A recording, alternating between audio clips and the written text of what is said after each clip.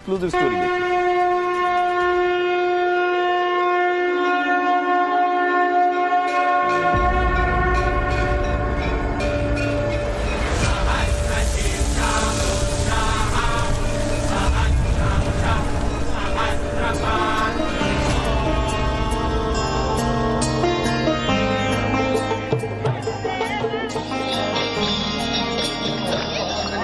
अयोध्या के भव्य राम मंदिर में रामलला का तिलक भगवान भास्कर ने किया और इस तरह देश रामलला के दिव्य और अलौकिक छवि के दर्शन कर अभिभूत हुआ। नयनाभिराम श्यामल अंग श्री रामलला के ललाट पर चमकती रश्मियां धन्य हो गई और संपूर्ण राष्ट्र राम के दर्शन कर कृतार्थ हुआ। पूरे देश में गूंजा जय श्री राम, जय सिया राम।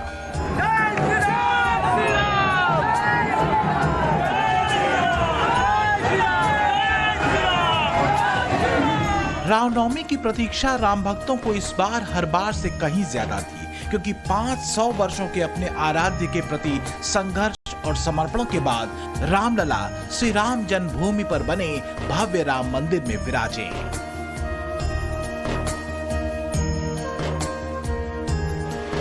वैसे तो पूरे देश और विश्व में रामनवमी का उल्लास चरम पर है, लेकिन अयोध्या की नवमी विशेष है अपने धार्मिक, आध्यात्मिक और तकनीकी पक्ष की वजह से। अत्यंत महत्वपूर्ण तिथि है। अयोध्या धाम में हर्षोल्लास है, उमंग है। लगभग 500 वर्षों के उपरांत मर्यादा पुरुषोत्तम प्रभु श्री राम की पावन जन्मभूमि पर उनके पावन जन्मोत्सव का कार्यक्रम उत्साह और उमंग के साथ लगा। आज का दर्शन एकदम बढ़िया, एकदम बढ़िया, अद्भुत लग रहे हैं प्रभु श्याम। बहुत आदित्य जी ने बहुत बढ़िया अच्छा काम किया है। मोदी जी ने भी बहुत अच्छा काम किया है। अच्छा काम किया है, बहुत सुकून मिला हमें। अच्छा, आप लोग दर्शन करके आ गए? हाँ, कैसा रहा? बहुत अच्छा है कि हमें दर्शन हुए। आज पहला प्राण प्रतिष्ठा के बाद पहला जन्मोत्सव में हमें भाग लेने का मौका मिल रहा है। आपको भी अच्छा लगा? बहुत अच्छा लगा, हमें बहुत आनंद आया यहाँ के। एकदम भव्य समारोह रहा है और हम लोगों के लिए एक ऐतिहासिक क्षण है कि जिसका 500 साल से इंतजार किया जा रहा था। बहुत लंबा इंतजार किया सर, बहुत लंबा इंतजार किया। भगवान राम राजा प्रकट हुए, जन्म उत्सव मनाया गया, बड़े हर्ष के साथ मनाया गया। रामनवमी के मौके पर भले पीएम मोदी अयोध्या नहीं पहुंचे, लेकिन रामलला के सूर्य तिलक की तस्वीरें उन्होंने लाइव देखी। अयोध्या से करीब 1400 किलोमीटर दूर पीएम मोदी असम के नलबाड़ी में चुनावी सभा करने पहुंचे थे। पीएम मोदी के लिए भी अयोध्या में रामलला के सूर्य तिलक के क्षण बाकी भारतीयों की तरह ही विशेष थे।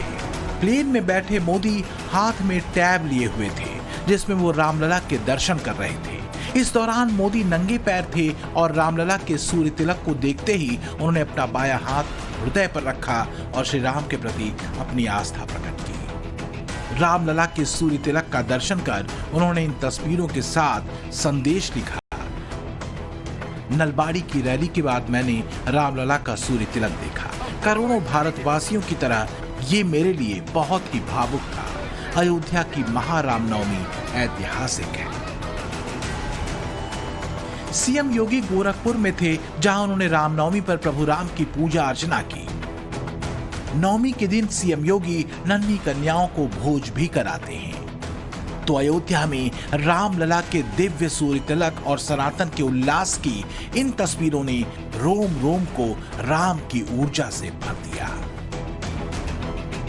लेकिन कुछ और लोग भी हैं जो इन तस्वीरों को देखकर किचकिचाए हुए हैं।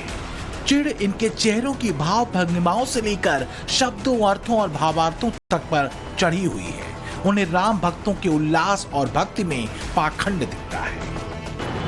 रामनवमी को जो कुछ लोगों ने पेटेंट कर लिया है, उनकी बकौती नहीं रामनवमी। रामनवमी करोड़ों लोग हजारों वर्ष से मनाते चले जा रहे हैं। पहले होते रही, मैंने तो कभी किसी की पूजा नहीं की। मैं तो भगवान का नाम लेता हूँ, असली भक्त हूँ भगवान। मैं दिखावा नहीं करता, मैं पाखंडी नहीं हूँ। पाखंडी लोग ये सब करते हैं। राम गोपाल यादव पेशे से प्रोफेसर हैं और जिस राम भक्ति को वो पाखंड कहते लफ्जों में चबाते हैं, सच ये है कि दूसरी तरफ के पाखंड पर वो एक लफ्ज भी बोल नहीं सकते। क्योंकि वोट बैंक बिगड़ जाएगा। वो वोट बैंक जिसको लपकने के लिए कांग्रेस पहले से ही घात लगाए बैठे है, गठबंधन में ही सही। वैसे राम गोपाल यादव को जवाब अयोध्या पहुंचे राम भक्तों ने दिया और बखूबी दिया। सुनिए। ऐसे काल नेमी ऐसे बहुरुपया पे एक्शन होना चाहिए। और राष्ट्रीय अध्यक्ष अखिलेश यादव का क्या इशारा चल रहा है कि लगातार स्वामी प्रसाद मौर्य कभी बोलता जाता है संस्कृति सनातन धर्म के विषय में, लगातार ये यादव परिवार बोलते जा रहे हैं। ये समाजवादी पार्टी क्या है? समाज को जोड़ने का काम चाहिए करना, समाज को तोड़ने का काम कर रही है। उसको ज्ञान होना चाहिए कि संस्कृति सनातन धर्म के खिलाफ बोलने वाले स्वयं मिट गए। उनको धर्म से कोई मतलब नहीं, उनको तो बस इतना आता है कि कब्रिस्तान के नाम पे सारी जमीनें दे दो। हमें बहुत दिनों की प्रतीक्षा थी, बहुत साल गुजर गए। अपन अपने भगवान की मूर्ति स्थापना कब होंगी पूरा इंडिया ये कर रहा था। तो ये मोदी शासन और योगी जी के राज में उन्होंने ये करके दिखाया। उनको कहने दो, वो कट्टर हिंदूवादी तो है ही नहीं है। जब भगवान राम लला दर्शन करने नहीं आए, न राहुल आए न वे आए, तो कैसे ही खुद ही गलत है, सब गलत ही दिखेगा। संभव हुआ है ये योगी और मोदी जी की वजह से ही संभव हुआ है। इस देश के सनातनियों ने 90 के दशक में समाजवाद के पाखंड को भी देखा है, जिसमें एक जाति और एक मजहब के समीकरण को साध कर बहुसंख्यक आबादी और उसकी धार्मिक स्वतंत्रता तक पर खूब अंकुश लगाया गया।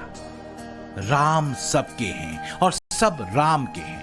अयोध्या में रामनवमी पर भव्य राम मंदिर में विराजे रामलला के सूर्य तिलक को पूरे देश ने देखा। जो अयोध्या में थे वो तो गदगद हुए ही, जो अयोध्या के बाहर थे उन्होंने भी विशेष पूजा अर्चना कर रामलला के सूर्य तिलक को लाइव देखा। राम भारत के सांस्कृतिक सूत्र है। राम के प्रति आस्था भेद नहीं, भाव प्रधान है। वाराणसी में मुस्लिम महिलाओं ने रामनवमी पर प्रभु राम की पूजा कर यही संदेश दिया। हम लोग भी एक लंबे समय से इंतजार कर रहे थे कि भगवान श्री राम का मंदिर अयोध्या में बने और भव्य मंदिर बने, वहाँ पर रामलला विराजमान हो, अपने महल में विराजमान हो। ये हम लोगों की भी बहुत लंबे समय से ख्वाहिश थी। अल्लाह और राम में कोई भेद नहीं। जी नहीं, जी मुसलमान है, हिंदू एक बराबर, शाही ईसान सब एक बराबर है। खून तो एक है न, अलग तो नहीं न है। या रहम कहो या खुदा कहो, ये अल्लाह कहो या भगवान कहो, खून तो एक ही न है, अलग तो नहीं न है। तो कहीं ऐसा तो नहीं कि सबको साथ लेकर चलने का मंत्र सिद्ध हो रहा है, इसलिए कथित समाजवादियों को पाखंड दिख रहा है। तो एक तरफ राम से दूरी है, राम मंदिर से दूरी है, राम भक्तों को पाखंडी करार देना है क्योंकि वोट बैंक साधना है, तो दूसरी तरफ राम की भक्ति है, सांस्कृतिक राष्ट्रवाद है और राम राज का विचार है, जिसमें सबको साथ लेकर चलने का आधार है। सवाल है 24 में चुना किसे जाएगा? Bureau report, times now.